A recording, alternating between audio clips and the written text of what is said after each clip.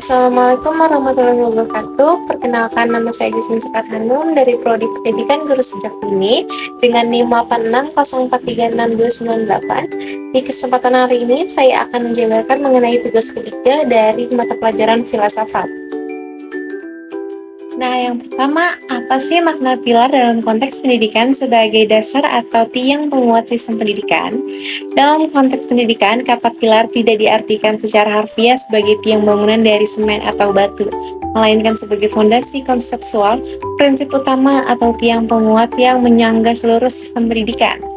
Sama seperti pendidikan, juga membutuhkan pilar-pilar ini agar proses belajar mengajar dapat berjalan dengan terarah, stabil, dan juga mencapai tujuannya. Menyebut sesuatu sebagai pilar pendidikan berarti menempatkan sebagai komponen vital yang tidak boleh hilang. Jika salah satu pilar tersebut rapuh atau tidak diabaikan, maka tujuan utama pendidikan, yaitu mencerdaskan kehidupan bangsa dan membentuk manusia yang utuh, akan sulit tercapai. Lalu yang kedua, apa sih prinsip dasar pendidikan menurut Ki Hajar Dewantara, Ing Ngarso Sung Tulodo, Ing Madya Mangunkarso dalam Tutwuri Handayani? Ing Ngarso Sung Tulodo artinya di depan memberi teladan. Maknanya seorang guru, orang tua, atau pemimpin harus menjadi contoh hidup bagi murid-muridnya. Sebelum menuntut anak didik menjadi karakter yang baik, jujur, dan disiplin, pendidik harus menunjukkan sikap-sikap tersebut terlebih dahulu dalam tindakan sehari-hari. Lalu, kita ada dari Ing Madya Mangunkarso, artinya di tengah membangun semangat atau kemauan. Maknanya ketika berada di antara anak didik, pendidik tidak bertindak sebagai bos yang mendikte, melainkan sebagai teman diskusi dan motivator. Guru membangun untuk meningkatkan niat, memicu kreativitas, dan membantu anak menemukan potensi dasar dalam diri mereka sendiri. Lalu yang terakhir ada Tutwuri Handayani, artinya di belakang memberi dorongan. Maknanya pendidikan memberikan ruang bagi anak untuk mandiri, mencoba, dan berkembang sesuai jalurnya sendiri.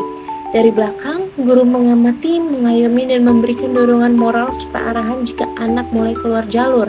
Semboyan ini begitu kuat sehingga diabaikan sebagai lembaga resmi Kementerian Pendidikan Indonesia. Kita lanjut yang ketiga, yaitu analisis relevansi dan tantangan penerapan prinsip tersebut dalam era digital. Relevansi dalam era digital. Dalam pembelajaran daring atau online, guru tidak lagi menjadi satu-satunya sumber ilmu, karena Google AI lebih tahu segalanya. Peran guru bergeser menjadi fasilitator dan teman belajar.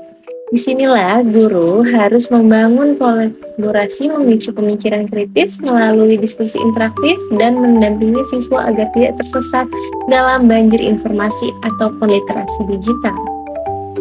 Lalu apa sih tantangan penerapannya? Tantangan terbesarnya adalah kelelahan digital dan keterbatasan empati. Membangun kedekatan emosional, membaca bahasa tubuh, dan membakar semangat siswa lewat layar motivator jauh lebih sulit daripada tatap muka secara langsung. Pembelajaran daring seringkali terjebak menjadi sekedar formalitas pembagian tugas yang justru mematikan kreativitas dan motivasi intrinsik siswa. Nah, kita lanjut yang keempat, yaitu pilar-pilar pendidikan nasional. Yang pertama, kita ada memangkas ketimpangan atau akses dan pemerataan.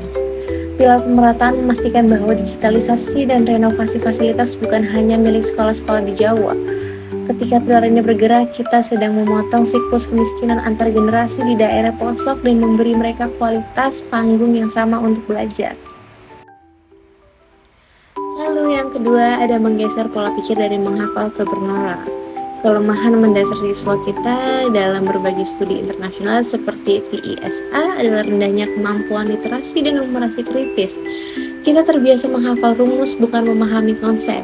Pilar pembaruan kurikulum seperti kurikulum merdeka hadir sebagai jawaban, memangkas materi yang terlalu padat agar guru punya ruang untuk mengajak siswa berdiskusi, memecahkan masalah, dan berpikir kritis.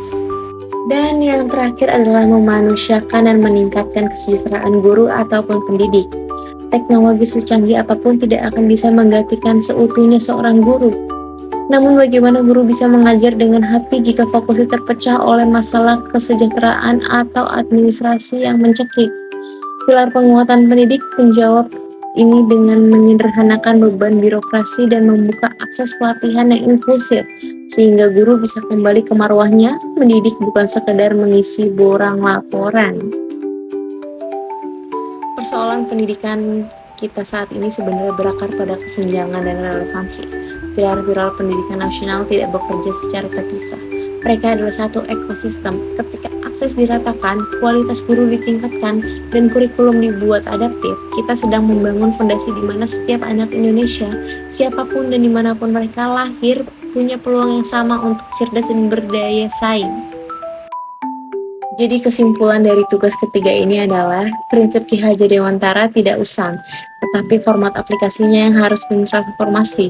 Tantangan terbesar di era digital bukan pada teknologinya, melainkan pada bagian menjaga agar teknologi tersebut tetap menjadi alat untuk memanusiakan hubungan antara guru dan murid, bukan justru mengasingkan mereka. Sekian video dari saya, Jasmine Sekar Hanum. Mohon maaf bila ada salah-salah kata. Terima kasih. Assalamualaikum warahmatullahi wabarakatuh.